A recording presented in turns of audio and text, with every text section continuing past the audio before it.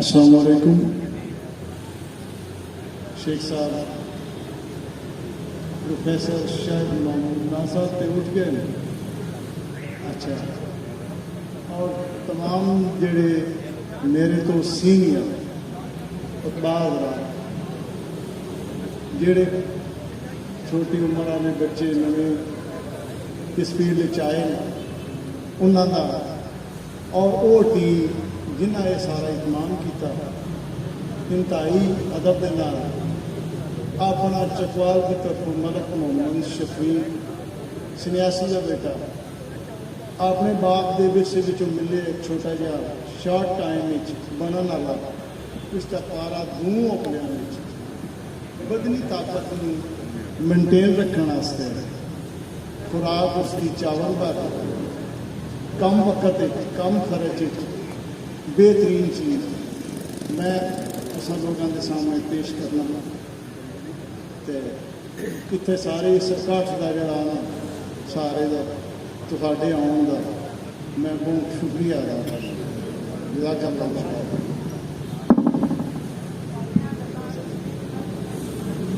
खाम हालत अफसन 3 ठीक है जी।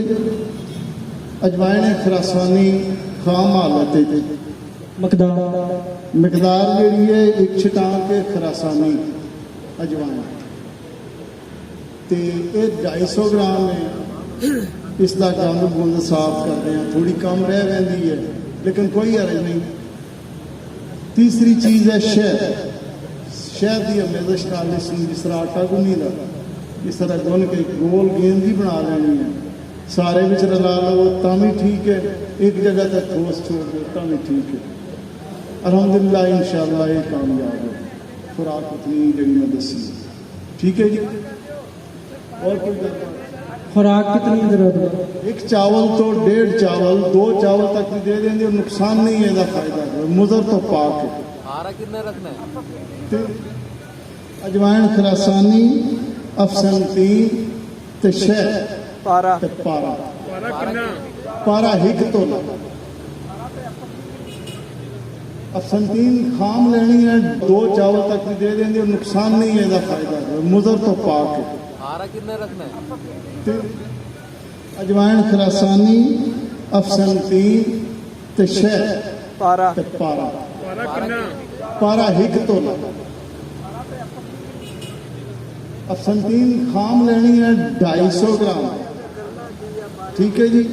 तो हिक स्टांप जी है वो खरासानी लेनी है अजवाइन इन्होंने दोनों मिक्स करके ना पी के ना पाउडर कर लेना शहद की मदद नाल इसमें ढीला करके जिस तरह आटा गुनी का इंज कर लेना ज्यादा उसमें ज्यादा शहद नहीं पाना कि वो लेला छोड़ता रहे वगदा रहे सज्जे खब्बे ठीक है।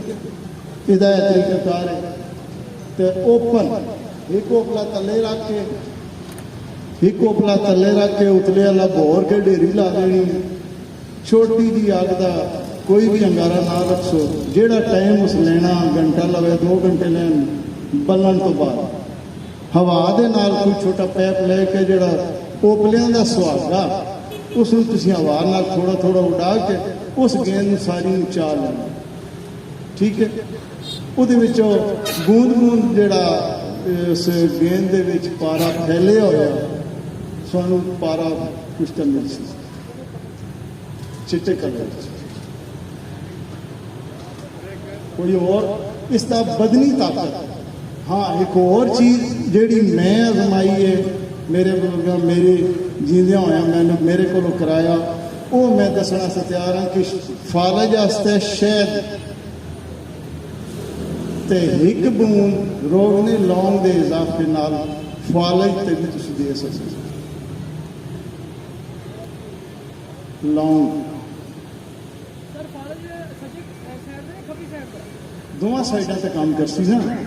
मेन चीज़ तो है ना कि हराम मगर के विचों ब्लॉकेज ब्लड की भावें लैफ्ट की है या राइट की है बीपी शार्ट होया या जो कुछ भी है उसका काम है ना खून नूं बहाल करना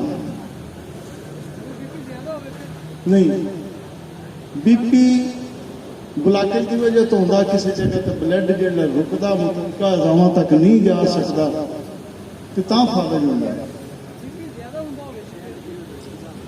बीपी ज्यादा होंदा औसत ब्लॉकेज की वजह तो होंदा ना बीपी हाई दिमाग ਦੇ ਵਿੱਚ ਜਿਹੜੀ ਕੁਝ ਹਿੱਸਿਆਂ ਵਿੱਚੋਂ ਖੂਨ ਪਾਰ ਨਹੀਂ ਹੁੰਦਾ भैया कहना था कि ब्लड प्रेशर जिन्हों हो गए ਉਹਨਾਂ ਦੇ ਵਾਸਤੇ ਨਹੀਂ ਉਹਨਾਂ ਦੇ ਵਾਸਤੇ ਨਹੀਂ बीपी रूटीन ਨਾਲ ਜਿਨ੍ਹਾਂ ਦਾ ਹਾਈ ਰਹਿੰਦਾ ਉਹ ਨਿਮਕ छोड़ दें तो बीपी नहीं।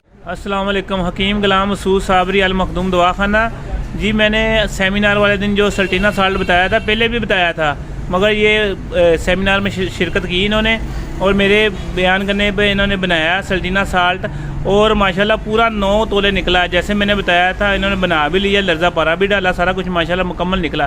जी बताएं ज़रा ऊंची आवाज़ में। जी मैंने बनाया ऊंची पूरे आवाज़। 9 तोले निकला।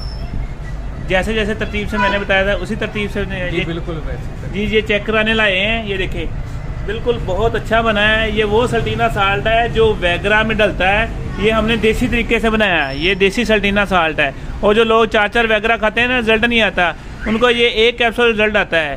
और माशाल्लाह ये जिनके पास जिनको लर्जा पारा जिनसे नहीं बनता वो मुझसे मंगवा लें, मगर ये अपने अपने घरों में बनवाएं क्योंकि आपको ये जो वैगरा वगैरह खिलाते हैं उसके साइड इफ़ेक्ट भी हैं, नुकसान भी है। इसका कोई नुकसान नहीं, ये लेबॉरेटरी टेस्टेड है। मगर ये इस बंदे की ये शाबाशी इस पे ये है कि लोग तो मसलन इंडिया वाले बाकी पाकिस्तान वाले सारे पूछ ही जा रहे हैं, बनाया किसी ने भी नहीं। इन्होंने ये परसों सीखा है वहाँ मेरे सेमिनार पे और ये बना के लिए भी है, चेक भी कराने आ गए। तो ये बनाए, बहुत ज़बरदस्त चीज़ है। हकीम गुलाम मसूद साबरी अल मखदूम दवाखाना जो ना बना सके उनके लिए ये हमारा मजून भी बना होता है। ये इसी सल्टीना साल्ट का कैप्सूल भी होते हैं, हमारे पास गोलियाँ भी होती हैं जिसमें हम शिंगरफ भी डालते हैं जो हमारी वो आग के फूलों में बनी होती है। ये चीज़ें हैं हमारी माशाल्लाह कामयाब चीज़ है। पहला ही कैप्सूल जो जिसको देंगे ना इंशाल्लाह उसकी रात भी सही गुजरेगी और दूसरे नंबर पे जिस्मानी कमज़ोरी भी ठीक होती है और साइड इफ़ेक्ट भी कोई नहीं है। हकीम गुलाम मसूद साबरी अल मखदूम दवाखाना, फ़ोन नंबर 0300 965 5265। शुक्रिया।